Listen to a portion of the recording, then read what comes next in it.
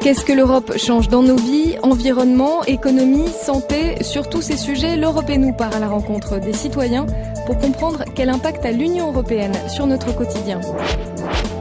L'Europe et nous, c'est tous les mardis 18h35 sur Public Sénat.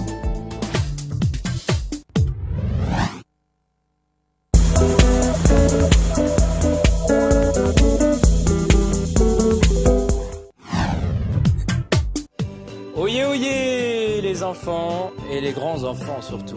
Joyeux Noël, bienvenue dans un monde de bulles. Profitez des fêtes de fin d'année pour voir et revoir les meilleurs programmes de Public Sénat. Bibliothèque Médicis, Jeux de dames, Déshabillons-les, Un monde de bulles, Conversations d'avenir. Retrouvez vos émissions préférées à leurs heures habituelles et tous les soirs à 22h, un documentaire ou une fiction. Les fêtes de fin d'année, c'est un festival de programmes sur Public Sénat.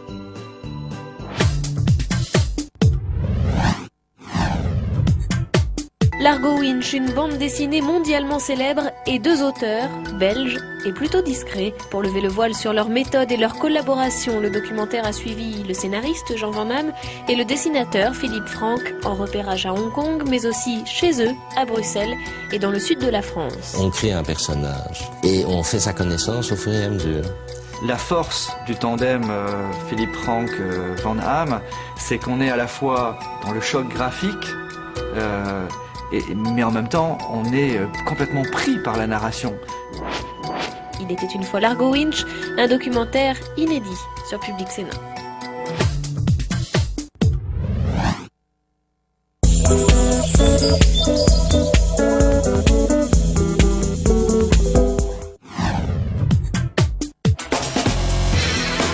Enjeux d'avenir, c'est le nouveau magazine de reportage de Public Sénat. Présenté en alternance par Emmanuel Ménage et Delphine Girard, Enjeux d'avenir explore les réformes en cours. Reportages en France et en Europe, interviews, analyses. Enjeux d'avenir, c'est un nouvel éclairage sur ce qui est en train de changer. Et c'est chaque mois sur Public Sénat.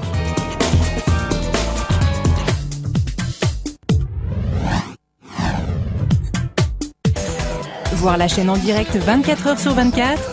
Revoir les événements et les émissions en vidéo à la demande, en accès gratuit et illimité. Podcaster Conversations d'avenir et Un monde de bulles. Réagir et participer aux 18h et à Bouge la France. C'est sur publicsena.fr, le site de la chaîne d'information politique.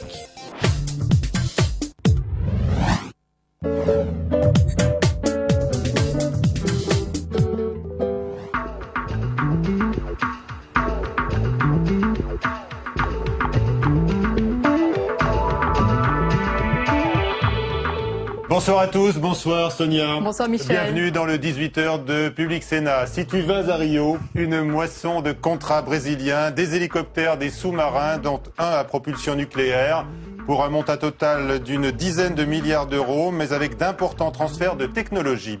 Nicolas Sarkozy restera une semaine de plus au Brésil, mais pas à Rio. Il garde secret son lieu de séjour. Un plan de soutien à l'automobile sera adopté avant la fin janvier. La prime à la casse devrait limiter les dégâts. Légère embellie, la consommation des Français a résisté en novembre. Le chef de l'État gracie en partie Jean-Charles Marchiani, condamné dans 2 affaires de commissions occultes et prévenu par ailleurs au procès de l'Angola Gate. L'ex-préfet du Var devrait pouvoir bénéficier d'une libération conditionnelle. Maintien en détention de Julien Coupa, incarcéré dans l'enquête sur les sabotages des lignes SNCF. Nos invités ce soir pour 2 débats liés à la crise. Oui, on parlera ce soir du rôle des médias dans la crise. Sont-ils trop pessimistes ou souffrent-ils eux-mêmes justement de la crise? Et puis, à quelques jours des fêtes, c'est Noël avant tout. Malgré la crise, la gastronomie et la fête restent au rendez-vous. Jamais en peine d'une polémique, le porte-parole du PS, Benoît Hamon, s'interroge sur la vacance du pouvoir. Y a-t-il un pilote dans l'avion ? Oui, le président au Brésil, le Premier ministre en Égypte, c'est la ministre de l'Intérieur, Michèle Alliot-Marie, qui gère les affaires courantes, une situation que le PS qualifie de vacance du pouvoir. Cette question de la gestion du pays pendant la période des fêtes ou des congés d'été n'est pas nouvelle, mais elle est devenue particulièrement sensible ces dernières années. Élysée Cardi. Un président de la République et un Premier ministre absents du territoire en même temps, c'est déjà arrivé. Mais qu'il le soit pour une semaine entière et surtout pour des vacances, cela a de quoi surprendre. Pour le Parti socialiste, la maladresse aurait pu être évitée. Nul ne leur conteste le droit à prendre quelques jours. Mais dans la situation que nous connaissons, dans ces périodes de crise économique assez graves, le fait qu'ils aient fait attention à ce qu'il n'y ait pas de vacances du pouvoir, c'était symboliquement important. À l'Elysée, on l'assure, il n'y aurait aucun problème. Même s'ils sont absents physiquement, les deux personnalités les plus importantes de l'État continuent à gérer le pays.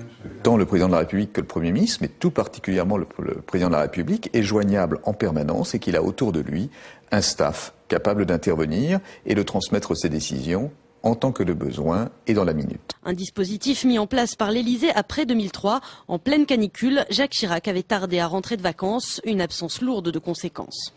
La différence avec l'accident de la canicule, c'est que le président était un président qui déléguait volontiers. Là, le président Sarkozy est comme le souhaitent les Français, c'est-à-dire qu'il est en première ligne dans le travail de l'exécutif. En cas de problème, l'un ou l'autre n'aurait plus qu'à rejoindre la France. François Fillon pourrait être de retour en 4 heures. Vacances ou pas du pouvoir, Nicolas Sarkozy a signé, en tout cas aujourd'hui, d'importants contrats d'armement. Oui, au deuxième jour de sa visite officielle au Brésil, Nicolas Sarkozy a signé avec son homologue brésilien Lula plusieurs contrats d'armement. Il s'agit d'accords portant notamment sur la fourniture de 50 hélicoptères de transport militaire et de 4 sous-marins d'attaque. Et nous sommes en ligne avec Jean-Noël Hardy de la société Elibra. Bonsoir. Bonsoir. Bonjour pour vous. Dites-moi quel est le montant du contrat concernant les 50 hélicoptères qui sont commandés à votre société, qui est une filiale d'Eurocopter. Hein. Alors le montant global du contrat est aux alentours de 1,9 milliard d'euros. Et pour être plus précis, la commande est réalisée vis-à-vis d'un consortium qui est formé de Eurocopter et Elibras, qui est une société brésilienne effectivement associée à Eurocopter. Alors expliquez-nous comment ça se passe. Les assemblages vont se faire sur place au Brésil, c'est ça? C'est plus que de l'assemblage. Effectivement, pratiquement tous les hélicoptères seront assemblés au Brésil, c'est vrai. Mais il y aura aussi progressivement des fabrications réalisées au Brésil et des transferts de technologie au fur et à mesure du déroulement du programme. Alors est-ce qu'on peut parler d'un contrat bénéfique pour la France?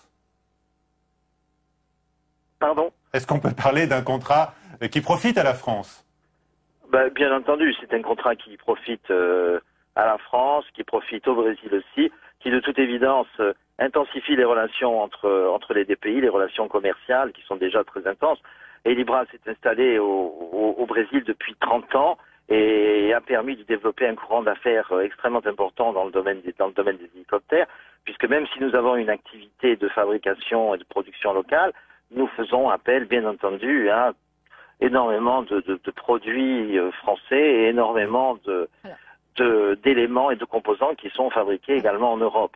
Donc s'il s'agit bien entendu d'affaires qui sont extrêmement profitables aussi et bénéfiques pour la France et pour l'industrie européenne en général. Est-ce que vous vous inquiétez des transferts de technologie? Il n'y a pas vraiment lieu de s'en inquiéter parce que il est clair que le monde aujourd'hui envisage les frontières d'une manière différente et les partenariats avec des pays comme le Brésil ont montré qu'ils ne peuvent avoir que des résultats positifs. Les transferts de technologie donnent source à des partenariats qui sont au bout du compte extrêmement féconds pour tout le monde. Mais vous essayez toujours quand même de garder une petite longueur d'avance sur le plan technologique. La longueur d'avance sur le plan technologique, je pense que il faut la garder ensemble. Hein, et on la garde en partenariat avec des partenaires qui sont fiables et qui vont de l'avant et qui ont de la créativité également. Voilà. Et aujourd'hui, c'est le Brésil. Merci, Monsieur Hardy. Les négociations, la dernière journée des négociations pour l'assurance chômage, encore un effort. Oui, quelles allocations percevront les chômeurs de 2009 à 2011? C'est l'une des questions posées ce matin par les partenaires sociaux au siège du MEDEF à Paris. Syndicats et patronats tentent encore de s'accorder sur de nouvelles règles d'indemnisation des chômeurs. Mais cette dernière séance de négociation est compliquée par la remontée du chômage et la pression du gouvernement Flora Sauvage. Réunis depuis 9 h ce matin au siège du MEDEF, syndicats et patronats cherchent un accord sur l'assurance chômage. Le texte proposé aux syndicats instaure une filière d'indemnisation unique.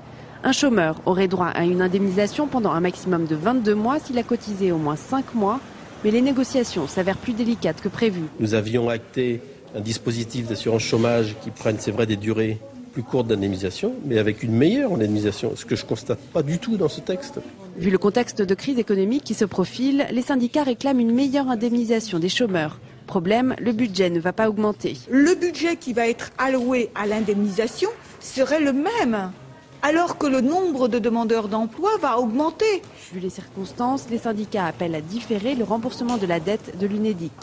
Certes, il y a une dette qu'il faut rembourser, mais nous proposons aujourd'hui de différer le remboursement de la dette et utilisons une partie de ces excédents aujourd'hui, et nous les chiffrons, nous, à peu près à 2,8 milliards, qui puissent être utilisés pour mieux faire rentrer les demandeurs d'emploi dans la filière d'indemnisation. De son côté, le patronat rappelle son souhait d'obtenir une baisse des cotisations patronales dès juillet 2009.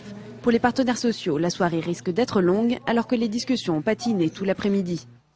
La consommation des ménages a tenu bon en novembre. Oui, elle résiste. La consommation des Français après un mois d'octobre en baisse. La consommation progresse de 0,3%, mais c'est un maigre cadeau pour l'économie française. Cette légère embellie ne permettra pas d'éviter un recul du produit intérieur brut au 4e trimestre. Anne-Louise de Rouen. C'était presque inattendu. La consommation des ménages a augmenté de 0,3% le mois dernier. Elle avait baissé d'un demi-point en octobre. Une hausse à considérer avec prudence, selon l'Institut statistique. Une évolution de plus 0,3 n'est pas une évolution très significative. Le diagnostic qu'on peut faire, c'est que la consommation des ménages à ce stade, consommation en produits manufacturés, est à peu près stable. Il y a des facteurs qui soutiennent actuellement la consommation des ménages, notamment la baisse des prix de l'énergie qui dégage du pouvoir d'achat. Plus de pouvoir d'achat, plus de consommation. L'année 2008 se termine mieux que prévu. De novembre 2007 à novembre 2008, c'est une augmentation bien nette de 1%. Des chiffres qui ne révèlent pas de véritable inquiétude des Français face à la crise. Les consommateurs hésitent vraiment. Ils hésitent entre le fait de se dire on se serre la ceinture parce que la crise est là, ou bien de se dire bon, la crise est là mais on termine l'année en consommant malgré tout. C'est peut-être l'année prochaine qu'il faudra davantage faire des économies. Pour 2009, la situation devrait se stabiliser. L'INSEE prévoit même une légère hausse de la consommation avec la mise en place du revenu de solidarité active. Julien Coupat passera à Noël derrière les barreaux. Oui, Julien Coupat, c'est le chef présumé de la cellule d'activistes soupçonnés d'actes de malveillance contre des lignes SNCF. La justice a refusé sa demande de remise en liberté. Le saboteur présumé est incarcéré depuis la mi-novembre. Et son père dénonce ce soir une mascarade et un acharnement. Jean-Charles Marchiani, partiellement gracié par Nicolas Sarkozy. L'ancien préfet du Var a bénéficié d'une grâce présidentielle. Celle-ci réduit de 6 mois la peine de prison de 3 ans qu'il purgeait jusqu'à présent pour corruption. Jean-Charles Marchiani peut désormais demander une libération conditionnelle et avec lui, c'est une trentaine de détenus au comportement exemplaire qui se sont vus accorder des remises de peine. Et le ministère de la Justice avait évoqué effectivement la recherche de détenus méritants. Confusion en Guinée après une tentative de coup d'État militaire. Oui, une tentative de putsch a eu lieu ce matin en Guinée, quelques heures seulement après l'annonce de la mort du président, le général Lansana Conté. Sa disparition ouvre une dangereuse période de transition dans un pays en proie au chaos. La suite du 18h avec nos invités, la crise, objet de tant de manchettes.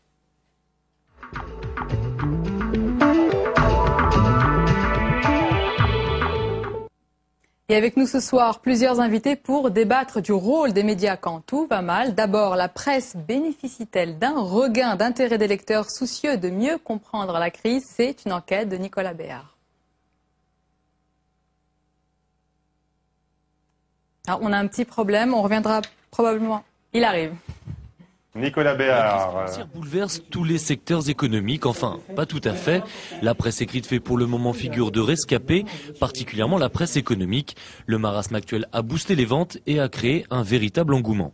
Un certain engouement, c'est un euphémisme. Il y a eu vraiment, je ne vais pas dire une ruée, mais presque, puisque au mois d'octobre, nos ventes au numéro ont progressé de plus de 40%. Il y a un vrai besoin d'informations économiques et effectivement, de ce point de vue-là, ça nous profite. Seule ombre au tableau, les recettes publicitaires. Si la publicité commerciale s'est maintenue, la publicité financière, elle, est en chute libre, une conséquence directe de la crise. En ce moment, on n'introduit plus d'entreprises en bourse, on ne fait plus de PA, il n'y a plus d'opérations financières, donc il n'y a plus de publicité financière. Si les effets de la crise sont plus limités pour la presse, c'est que le secteur connaissait depuis près de 10 ans de sérieuses difficultés, faute de lecteurs avant tout. Dans ce contexte, le passage au numérique est devenu incontournable. Le Nouvel Observateur a lancé sa version nette en 1999. La crise a dopé la fréquentation du site. De 9 millions de visiteurs mensuels, elle est passée à presque 12 millions. Au tout début de la crise, c'était tout ce qui était bourse en direct, tous les indices, tout ce qui pouvait baisser ou monter. Après, il y a eu toutes les annonces de plans qui ont surtout bien marché. Et puis maintenant, c'est le suivi quasi quotidien de la crise. Il y a à peu près 3 annonces par jour, donc il y a de quoi faire, il y a de quoi traiter. La presse écrite traite davantage de la crise qu'elle n'en souffre, mais les choses pourraient changer. Selon une récente étude, près de la majorité des Français estiment que la médiatisation de la crise financière pèse sur leur morale. À force de une anxiogène, la presse écrite pourrait bien lasser ses lecteurs. Voilà, et avec nous pour débattre des médias face à la crise, Pascal Richer, cofondateur du journal en ligne Rue 89, Éric Scherer de l'AFP qui tient un blog d'ailleurs sur les évolutions des médias à l'ère numérique, c'est le www.mediawatch.afp.com, et avec nous aussi Amaury de Rochegonde de Stratégie. Les médias et la crise, donc informer sans noircir le tableau et céder à l'autosuggestion. Le débat est peut-être derrière nous quand on prête l'oreille aux perspectives les plus sombres qui sont aujourd'hui exposées dans les journaux, notamment par l'OCDE et le FMI. Pascal Richer. Non ? Oui, on accuse toujours le thermomètre de donner des températures basses, mais effectivement, si vous lisez l'interview d'Olivier Blanchard, le chief économiste du FMI aujourd'hui dans Le Monde, alors voilà, Olivier Blanchard, l'économiste en chef du FMI. Pardon, l'économiste en chef. Qui effectivement explique qu'on est au bord d'un effondrement de la demande, ce qui est une formule que même les journaux les plus pessimistes ne reprendraient peut-être pas. Voilà, il parle d'une gravité exceptionnelle de la situation et il évoque, pour la première fois, me semble-t-il, le risque d'une grande dépression. Rappelez-nous un petit peu ce que ça pourrait être. Une grande dépression, ce serait une spirale dans laquelle l'offre et la demande s'entraîneraient mutuellement vers le fond. Personnellement, je n'y crois pas parce que ça renvoie à une période qui est la crise des années 30, au cours de laquelle on a pris de très mauvaises décisions économiques. C'est-à-dire qu'au lieu de remettre de l'argent dans les circuits, on en a retiré, en gros, pour faire court. Et puis on a développé des mécanismes protectionnistes qui effectivement ont aggravé la crise. Aujourd'hui, les économistes, et notamment ceux qui nous gouvernent, sont a priori mieux formés à lutter contre ce genre de crise. Et Olivier Blanchard, dans cette interview du Monde ce soir, fait œuvre de pédagogie. Il explique qu'il faut remettre de l'argent, évidemment, dans la machine économique. Est-ce que c'est aux États d'intervenir ? Alors, ce besoin d'information, ce souci pédagogique, est-ce qu'il permet aujourd'hui de faire se rencontrer les lecteurs et les journaux, selon vous, Amaury de Rochegonde? Ouais, écoutez, je pense qu'effectivement, c'est vrai qu'il y a eu une très forte demande. C'était rappelé dans votre reportage de journaux économiques et financiers principalement, puisqu'il y a eu une demande d'explication, de pédagogie. Bon, c'est quand même des notions d'ingénierie financière, souvent, on l'a vu dans l'affaire Madoff, qui sont complexes, qui demandent des explications. C'est vrai que le papier est assez bien placé. Enfin, ça touche essentiellement la presse économique et financière. Ça touche malheureusement pas l'ensemble de la presse. Et l'ensemble de la presse a plutôt à perdre dans cette affaire, puisqu'elle dépend pour une très grande partie des recettes publicitaires. Justement, faut savoir qu'à peu près... des pertes. Est-ce que vous avez des chiffres en particulier? Quelles sont les pertes et pour les journaux économiques, quels sont les pour les journaux économiques et financiers, c'est à peu près 20 à 40% pour La Tribune et Les Échos. C'est tout au moins les chiffres qu'ils ont communiqués. Pour les autres, on ne sait pas. Il faut se fier vraiment aux déclarations des éditeurs et qui sont plutôt à une certaine stabilité, voire à une baisse, puisque faut bien se souvenir quand même qu'on vient d'une année 2007 qui a été riche, notamment il y avait les élections présidentielles. Là où c'est plus gênant, c'est en termes de recettes publicitaires, puisque là, il y a des prévisions qui sont données par l'agence Havas. En 2008, c'est quand même moins 3,6% de recettes publicitaires nettes pour la presse en 2008. Alors on avait dit qu'Internet remettait en cause le modèle économique de la presse écrite. Est-ce que la crise va tuer ce modèle ? Écoutez, moi je pense que le gros problème, c'est qu'actuellement les recettes publicitaires sur le net ne permettent pas de contrebalancer la perte de recettes sur le papier. On sait qu'il y a un rapport d'à peu près 1 à 10. 10 $ dépensés sur le papier aujourd'hui aux États-Unis génèrent 1 $ de recettes sur le net. Donc on voit bien qu'il y a une équation économique très difficile à trouver. Il ne faut pas compter, à mon avis, sur le web pour relancer la machine. Ouais. Éric Scherrer, est-ce qu'il y a un intérêt grandissant aujourd'hui des lecteurs et des internautes en particulier pour l'économie et en particulier pour la crise? Oui, probablement. Mais juste pour rebondir sur ce qui a été dit un petit peu avant, je crois qu'effectivement la crise, c'est pour les médias, pour la presse en général, c'est malheureusement la cerise sur le gâteau. Façon de parler, hein. Façon de parler, mais hélas, hein, on a des médias qui sont malades depuis longtemps, qui connaissent la récession depuis plusieurs années, donc ça, là, c'est pas nouveau. Avec des problèmes structurels lourds, hein, en tout cas pour la presse papier, qui a des problèmes de coûts et des problèmes de distribution. Un énorme problème d'adaptation, à la révolution numérique qui est en cours, à Internet, où les jeunes sont en train de basculer massivement des médias traditionnels vers l'Internet. Et aujourd'hui, boum! Alors que les médias essayaient petit à petit, tant bien que mal, de s'adapter à cette révolution numérique, arrive une crise financière sans précédent depuis des dizaines d'années. Mais est-ce que même sur Internet, les journaux gardent une crédibilité supérieure à d'autres sites, par exemple? Moi, je pense. Oui, je le pense personnellement. Enfin, je ne sais pas ce que vous en pensez, mais je crois que les marques de presse sur Internet aujourd'hui sont tout à fait compétitives par rapport à ce qu'on appelle les marques pure players, les MSN, les Orange, etc. Il y a une crédibilité de l'information. Comme Rue 89 qui tirent bien leur épingle du jeu, qui ont acquis une forte crédibilité en très peu de temps. Bien sûr, ça ne veut pas dire que toutes les places sont prises. Heureusement pour Rue 89 et Backchiche Info qui a sorti récemment un scoop. L'affaire Bettencourt est sortie sur Backchiche Info, voilà. Effectivement. Est-ce qu'il y a précisément des médias qui sont, on peut dire, en danger de mort aujourd'hui, particulièrement ceux qui sont très dépendants de la publicité? Écoutez, aux États-Unis, par exemple, c'est clair. Le groupe Chicago Tribune, qui édite à la fois le Los Angeles Times et le Chicago Tribune, s'est mis sous la protection de la loi sur les faillites. On voit bien qu'il est au bord de la faillite aujourd'hui. Bon, c'est plus pour des raisons liées à la crise du crédit aux États-Unis, puisqu'il a besoin d'emprunter, enfin son actionnaire a besoin d'emprunter et il ne peut pas, donc il est contraint de vendre. En France, il y a beaucoup de groupes de presse quotidienne qui perdent de l'argent. Le groupe Le Monde, en 2008, c'est moins 36 millions d'euros en résultat net. On voit qu'il y a quand même un très gros problème aujourd'hui de liquidité pour la presse. Et on annonce beaucoup de plans sociaux en 2009 dans un grand nombre de titres, à la fois l'Express, le Nouvel Observateur, le groupe Prisma. Oui, j'ai pas les chiffres en France, mais si on s'en tient à ce qui se passe aux États-Unis, en Grande-Bretagne, en tout cas c'est inquiétant. Aux États-Unis, on en est aujourd'hui à 15 000 suppressions d'emplois, rien que pour les journaux, contre un peu moins de 3 000 l'année précédente. Donc une vague, une déferlante sur les médias, des médias qui n'arrivent pas à vivre grâce à Internet. Il faut le dire, hein, les journaux américains ou les journaux britanniques ne tirent qu'au maximum 15% des revenus d'Internet. Donc nous avons des modèles économiques à trouver qui ne fonctionnent pas aujourd'hui.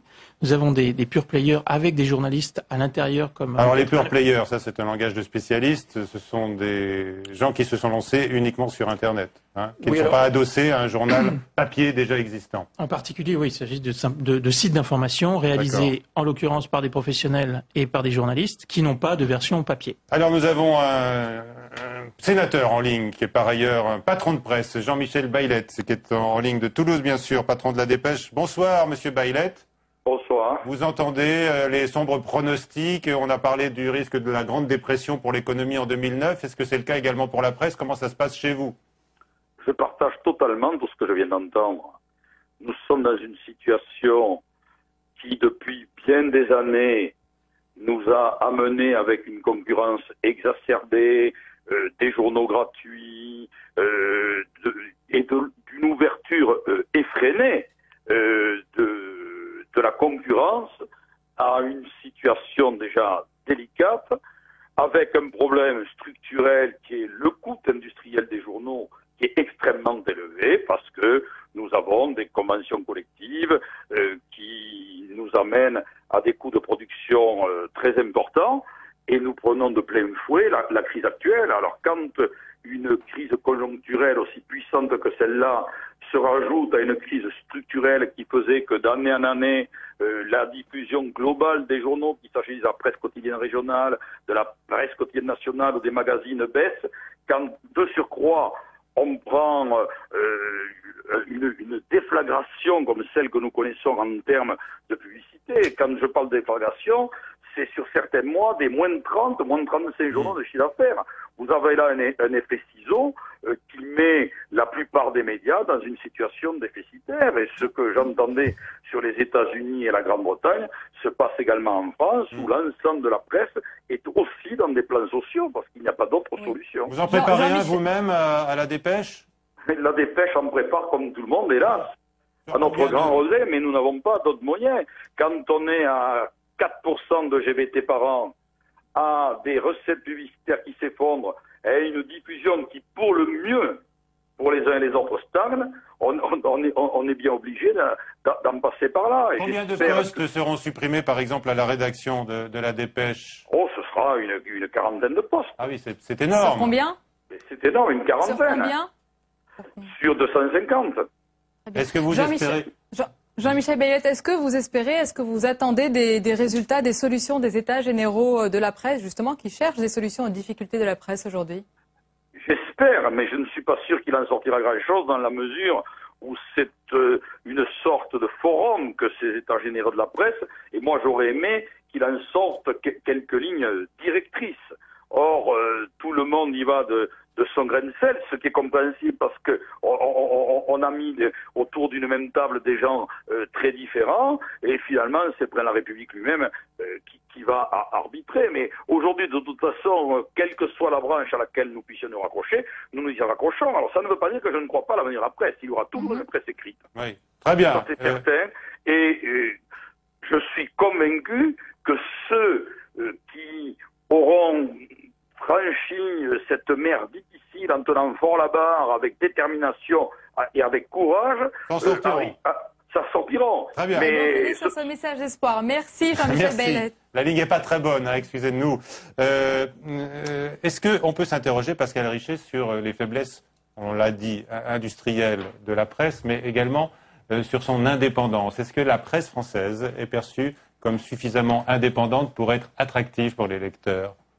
En tout cas, pour ce qui est du diagnostic, je crois qu'il ne faut pas se tromper. On n'est pas face à une crise de la demande, il y a toujours une demande d'information. Simplement, l'offre ne correspond pas aux attentes. Hein. C'est pas nouveau. On voit que le déclin de la presse quotidienne a commencé il y a déjà plusieurs années, et les journaux n'arrivent pas à répondre à cette attente. Alors, plus d'indépendance, oui.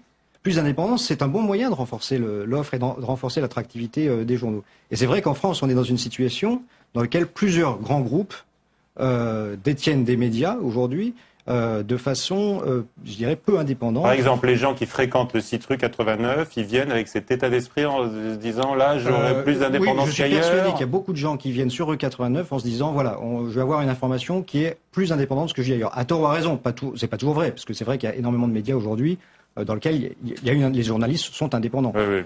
Mais il y a cette impression dans l'opinion publique. On le voit dans les enquêtes de la Croix. Tous les ans, la Croix publie une enquête qui montre qu'il y a un déclin de la confiance dans l'information que rapportent les journaux, ce qui est grave pour une démocratie.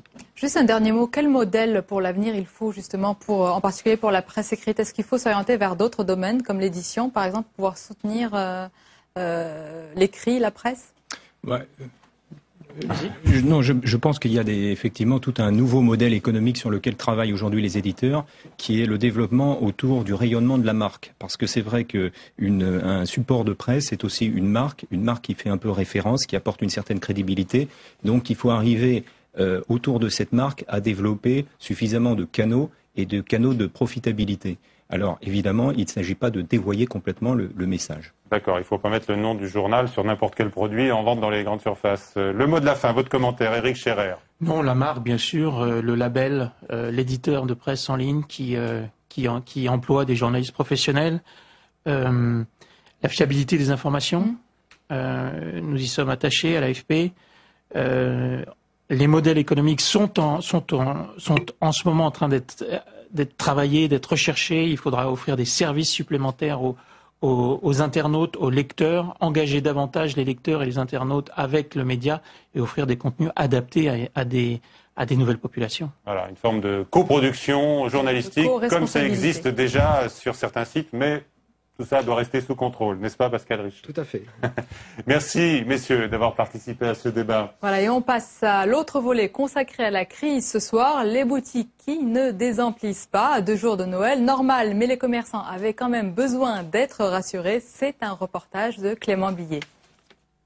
Vacances plus Noël dans 2 jours, voilà ce que ça donne.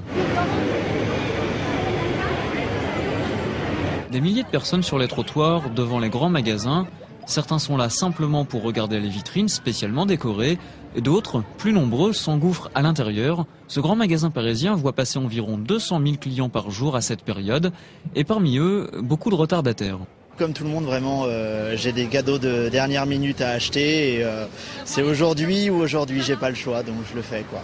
Autre lieu, mais même constat, difficile de se frayer un chemin dans cette grande rue parisienne. Ici, quelques 200 magasins pour qui cette fin d'année ressemble beaucoup aux autres. Crise ou pas crise, les clients viennent et certains ont été prévoyants. La cohue, tout ça, se bousculer, faire la queue pour les achats, tout ça, j'aime pas trop ça. Voilà. J'aime bien être tranquille, prendre mon temps, choisir, regarder et acheter au bon moment. Pour la période de Noël 2007, ce magasin a fait 25% de son chiffre d'affaires annuel. Et vu la forte fréquentation, le chiffre de 2008 sera sensiblement identique.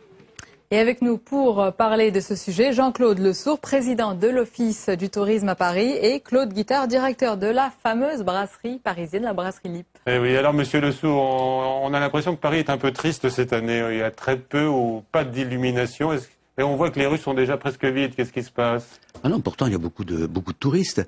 L'année 2008 qui se termine pratiquement arrivera au niveau qu'avait atteint l'année 2007, qui était elle-même une année record. Oui. Donc, on peut pas dire que Paris soit vide, au contraire. Vous nous confirmez que Paris reste une ville de fête pour la fin d'année. Et très, très attractive pour les Français de province, pour les étrangers, en particulier les étrangers des pays limitrophes. Vous avez des chiffres à nous donner, justement?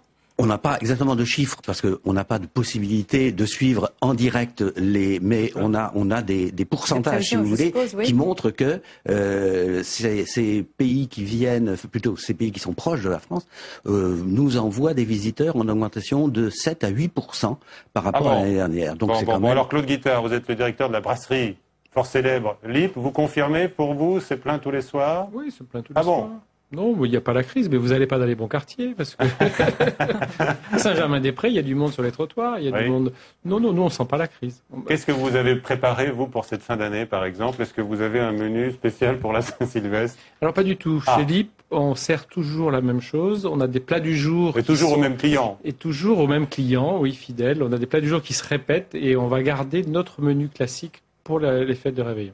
Mais au niveau des touristes, est-ce qu'il y a une évolution, plus, moins, à part la clientèle habituelle? Non, pas plus, pas moins, autant, peut-être différemment, moins d'anglais, plus d'italiens, mais non, peut-être moins d'américains, mais beaucoup. Nous, on a la chance, on a une belle clientèle franco-française avant tout, et ils sont là, fidèles, présents. Et est-ce que le fait que vous soyez une table politique, fréquentée par les politiques, vous met en partie à l'abri de la crise? Non, parce que la crise touche. Si il y a crise, parce que moi, pour l'instant, on l'a pas vue. D'accord, vous ne l'avez pas vue. Elle existe à Lille. Elle existe quand même. Vous êtes dans un îlot de prospérité à Saint-Germain-des-Prés. C'est merveilleux d'être le directeur d'une brasserie. Les Paris sont assez pleins. Non, c'est vrai que le tourisme parisien n'est pas en crise, mais on constate quand même que les visiteurs font des arbitrages qu'ils ne faisaient pas autrefois. C'est-à-dire des arbitrages sur le standing de l'hôtel, sur la restauration, sur les achats, si bien qu'en fait, il y a quand même, ça serait, je dirais, un peu excessif de dissimuler, qu'il y a quand même des évolutions qui ne sont pas très très positives. Et 2009, nous avons parlé de 2008 et de la période de fête. 2009 nous laisse un petit peu perplexes. Par exemple, on sait que les Américains adorent Paris. On peut imaginer cette année qu'ils sont quand même moins nombreux. Pas tellement. Non, là où on a quelques inquiétudes. Ils vont plus dans les palaces, mais c'est dans les 2 et 3 étoiles? Non, les Américains continuent à fréquenter les hôtels 4 étoiles et les palaces. Non, là on a quelques soucis, c'est avec les populations de l'Europe de l'Est et les Russes qui étaient très nombreux les années précédentes, le sont peut-être un peu moins. Ce qu'il faut savoir, c'est qu'on n'a pas la possibilité de vérifier en temps réel les arrivées. Ça se fait toujours avec un certain décalage, mais nous, les observations qu'on fait sont tout à fait conformes aux propos que je viens de tenir et aux propos que tient Monsieur Guittard. C'est vrai que on ne ressent pas pour le moment la crise. Je dirais même que dans les points d'accueil de l'Office de tourisme, on a une fréquentation que nous n'avons pas eue depuis très très longtemps. Et les ventes de produits touristiques, excursions, cabarets, réservations d'hôtels que nous faisons dans nos points d'accueil sont en augmentation de 20% par rapport à l'année dernière, en novembre et sensiblement, 20% aussi en décembre. Donc je crois qu'il faut quand même être très mesuré. Les choses ne vont pas si mal que ça au niveau du tourisme. Et de Paris. Paris est une ville qui est quand même un petit peu différente des autres. Son attractivité fait qu'elle aura toujours des visiteurs, alors qu'il peut y avoir des problèmes ailleurs. Bien sûr, dans d'autres régions de France. Moi, justement, Paris reste en fait, on le comprend quand on vous l'écoute, mais est-ce que vous-même, au niveau d'office, vous avez fait des économies pour certains sites, pour promouvoir certains sites, etc. Est-ce qu'il y a eu besoin de faire des économies en ces temps de crise? Ah non, au contraire. Alors, au contraire, on vient même de renouveler complètement notre site internet, oui. Justement, et ça nous a coûté forcément, juste parce qu'il faut donner aux visiteurs une information toujours juste et qui reflète la diversité de l'offre parisienne. L'offre, c'est-à-dire des promotions en plus grand nombre aujourd'hui par rapport à hier? Oui, des promotions, oui. Des sites à visiter. L'opération solde by Paris, ce que nous allons faire dans les jours qui viennent, les jours qui suivent, par exemple le début des soldes, c'est-à-dire le 7 janvier, participe de cette animation parisienne. Bon, chez Libre, il n'y a pas de coupon de réduction? Non, il n'y a pas encore. Puis en 2009, ça sera aussi bien que 2008. Mais je pense, c'est vrai que 2008, là on arrive à la fin, que les gens, je pense, ont prévu leur voyage sur Paris pour les fêtes. Bon, peut-être qu'en 2009, ça sera un peu plus difficile, mais on n'est pas inquiet. Vraiment, on n'est pas encore inquiet. Bon, très bien. Bah, écoutez, merci de nous avoir communiqué ce soir votre optimisme pour la période présente et l'année 2009. Merci Sonia. Nous, on va se retrouver avec les téléspectateurs pour la galette des rois maintenant. Oui, et à noter quand même, pour les fêtes de fin d'année sur Public Sénat, un documentaire tous les soirs à 22h. Et bien sûr, vous retrouverez également vos magazines préférés aux heures habituelles. Pour plus de détails, je vous invite à aller sur notre site www.publicsénat.fr. Bonne soirée. Bonsoir à tous, à bientôt et passez de bonnes fêtes.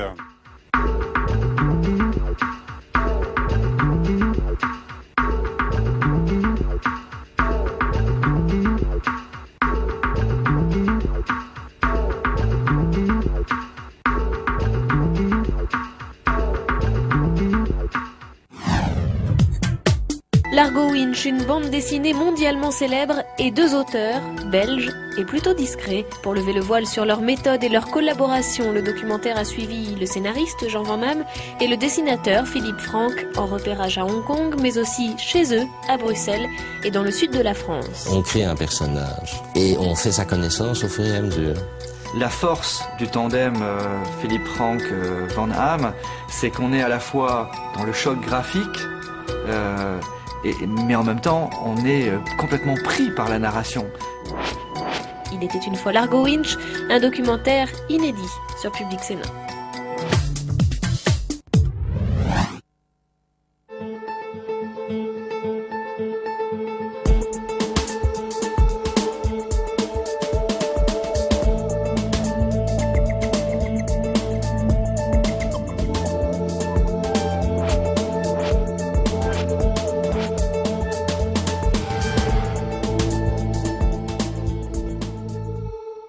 Bonjour à tous, vous ne vous en êtes peut-être pas rendu compte, mais l'Union européenne se mêle de plus en plus de ce qu'il y a dans nos assiettes. Dans tous les États membres, la production alimentaire est étroitement encadrée, contrôlée, de la ferme, comme celle qui nous accueille aujourd'hui en Touraine, à la table. Depuis 1993, il faut dire que les produits alimentaires circulent librement dans toute l'Europe. Pour garantir la sécurité des consommateurs, l'Union européenne a donc mis en place tout un arsenal de directives, depuis 2 ans regroupées dans ce qu'on appelle le paquet hygiène, un dispositif plus simple mais tout aussi exigeant pour les producteurs. Alors ce sujet, nous allons l'évoquer avec vous. Éric Poudelet, bonjour.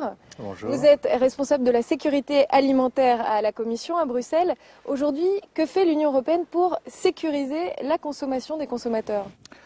On s'occupe de toute la réglementation qui concerne la chaîne alimentaire dans son ensemble, depuis le début, c'est-à-dire depuis la nourriture des animaux, jusqu'à la distribution, jusqu'au consommateur, jusqu'au restaurant. Alors le paquet hygiène, c'est donc un ensemble qui regroupe, disons, 17 directives déjà existantes. Qu'est-ce qu'il y a de nouveau ? Ça a été d'abord une simplification. On a pris ces directives parce qu'elles regroupaient tout un tas de domaines différents comme les poissons, les œufs, le lait, la viande. Donc on a regroupé tout ça parce que une usine de crevettes ou une usine laitière, il y a à peu près 80% d'exigences qui sont similaires. Puis il y a 20% de spécifiques aux crevettes ou aux produits laitiers. Alors pour voir ce que la réglementation communautaire implique sur le terrain, nous sommes allés en Normandie, un des bastions du fromage de lait cru. Là-bas, comme partout en Europe, la législation européenne est devenue incontournable pour les industriels comme pour les petits producteurs. Servir de la main en pince. Une pince, je pince. Le Pont-l'Évêque, une histoire de famille à Saint-Philbert-des-Champs. Ici, on fabrique au lait cru depuis 1933. Aujourd'hui, ce sont Jérôme et Françoise qui ont pris la relève. Depuis, ils ont dû faire de grands travaux. Objectif, renforcer l'hygiène.